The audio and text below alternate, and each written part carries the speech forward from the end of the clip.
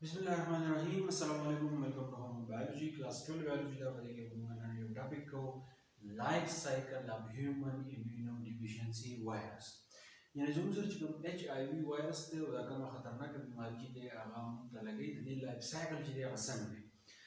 यानी तदी शुरुआत कम जिने की और दाखिल शुरुआत कम जिने खत्मे और दागीन बाद यो नवे HIV virus चीज़े नोदा कम जिने चीज़े नागाल शुरू की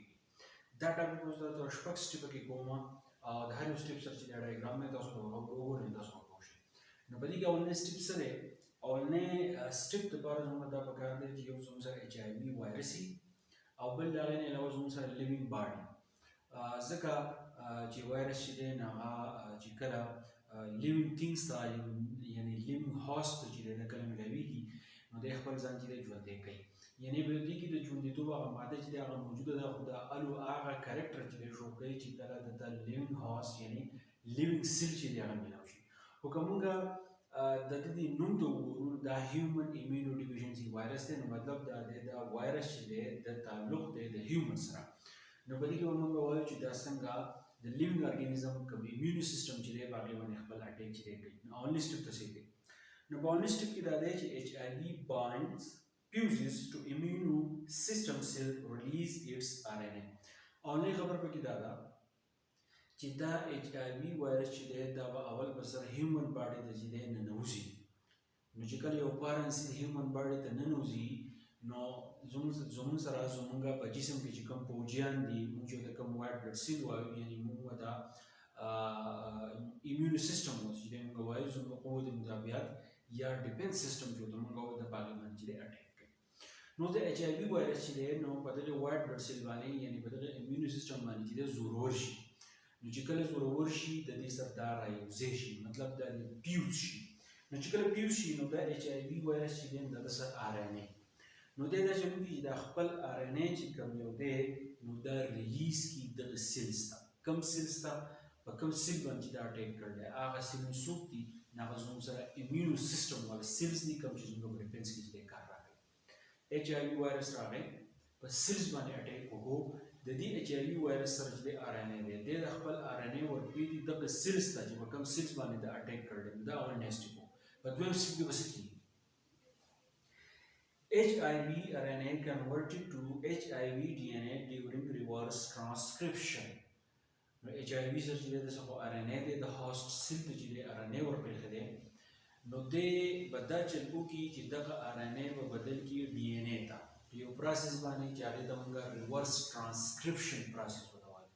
reverse transcription process د وایرس کې وشي د RNA په بدل شي DNA ته کله چې ریلیز شي دا نه بعد نو چې کله دی ورپیږي د RNA کله ورپین د DNA ته بدل شي په ریورس ټرانسکرپشن باندې خو په ریورس ټرانسکرپشن یو انزایم دی چې هغه ته موږ ریورس ټرانسکرپټیز وایو او څه چلته reverse transcriptase enzyme is used to make a cDNA copy of the messenger RNA دا ذاتي reverse transcriptase دا چې انزایم دی چې همیشه د messenger RNA نه د DNA کاپی چې هغه جوړي دا نور پروسس کې جینیټکس کې تاسو وایي دا څه نور پروسس کې چې استعمالي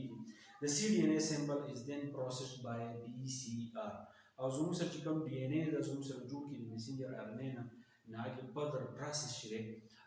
نه هغه موږ PCR باندې کوو polymerase chain reaction ته وایو دا به شي کاپی نه شي موږ جوړو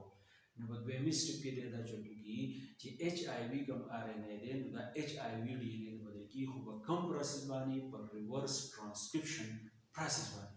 نو دا زموږ سره سیکنډ سټیپ وو د دې نه علاوه بیا زموږ سره په تھرډ سټیپ کې بیا زموږ سره څه کیږي وګورئ کېږي viral DNA enter the host cell nucleus and is integrated into host cell chromosome DNA HIV virus راغی په سیل باندې اٹیک وکړو خپل RNA او ورپېښه او دا ټول پروسس دی اوس په سایټوپلازم کې دی خو بیا زموږ سره دا چې وکړي چې کوم DNA زموږ سره د RNA نه جوړ شوی دی هغه به لاړ شي د دغه سیل نیوکلیس ته د چا نیوکلیس ته کوم هوست سیل چې دی په کومې باندې چې HIV اٹیک کړلی هغه نیوکلیس ته چې دی هغه به ننوځي او په دغه نیوکلیس کې کروموسوم دی او په دغه نیوکلیس کې زموږ سره DNA دی نو د هغې سره خپل تعلق جوړ کړي دوستانه ورسره جوړ کړي بیا زموږ سره څلورم سټیپ کې څه وشي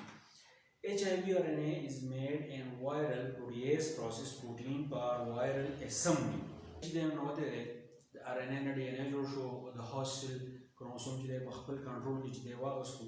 نو په دې کې د ایچ آی وي وایرس خپل یو پروټین راوړلی چې هغې ته موږ پروټیز چې دی نو هغه ته موږ وایو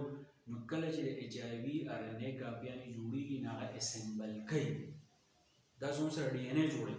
خو دننه بیا زموږ سره دا بدلېږي آر ان اے ته د ایچ آی وي کوم آر ان اے چې دي نو هغه زموږ سره جوړ شي خو دا چې بیا اسمبل کوي ترتیب ولا ورکوي نو په دې کې بیا پروټین دی چې هغې ته موږ پروټیز انزایم ورته وایو نو پروټیز انزایم دا چې وکړي چې کوم ایچ آی وي آر ان اے کوم کاپیانې جوړ شي نو هغه اسمبل کړي هغه ترتیب چې دی هغه ولا ورکړي په پنځم سټپ کې دا چلو شي newly made HIV boards from the cell and is ready to infect other cells. زموږ سره ډېر شی HIV boards یعنی HIV نوي سیلونه چې دی زموږ سره جوړ شي دا د هاست سیل نه چې دی وځي او نوي سیل انفیکټ کولو لپاره چې دی تیار کله د سیل نه وځي نو دا HIV وایرس چې دی نو دا بالکل تیار په کوم وخت کې چې دی د هاست سیل ته راننوتی او په کوم وخت کې چې دی تیار شو دوباره د هاست سیل نه وځي نو دې ته موږ وایو لایف سایکل اف HIV وایرس هیومن immunodeficiency وایرس نو چې کله دی وځي نو نیو پارټیکلز یا ورته موږ برډز وایو د دې HIV وایرس نه هغه بالکل تیاري او هغه چې نوي سیلونه چې دی نو هغه انفیکټ کوي که فرض کړه سړی چې دی د پرنجی کې یا زموږ سره پرخی کې د باډي فلویډز چې دی نو هغه وځي هغه د جسم نه وځي او بل انسان چې دی نو هغه په دې طریقه باندې چې دی انفیکټ کولی شي نو دا HIV وایرس دی په شپږو سټیپونو کې بالکل شارټ دی د شپږشن کې راځي که په لنګویجن کې راځي نو دا د جوس په شکل راځي بالکل آسان دی دا لیکچر چې بار بار وګورئ تاسو پوه شئ زه امید کوم چې تاسو پوه شوي نو ملګرو سره ضرور شیر کړئ ملاو شئ بل لیکچر سره تھینک یو ډېر